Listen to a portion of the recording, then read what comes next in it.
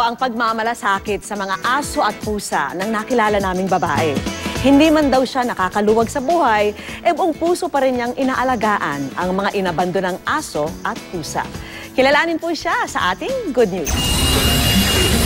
Sa tuwing may asong Pinoy o Aspin at mga pusang Pinoy o Puspin na hinihinga ng tulong ng ilang mga dog lovers sa Facebook, isa sa mga pangalan na lagi nilang tinatawag, si Susan Magallanes.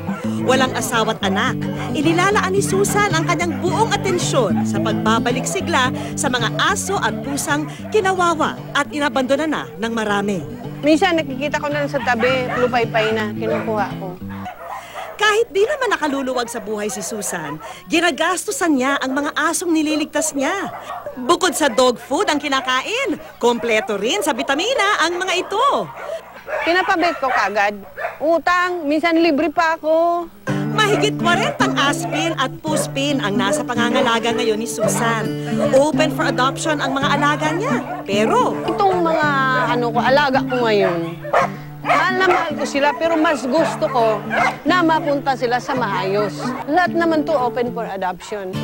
hanggat nabubuhay raw si Susan, hindi raw siya titigil sa pagbibigay ng tahanan sa mga Aspin at Puspin.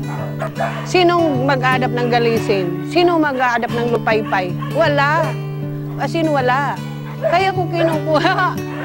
Naawa ko.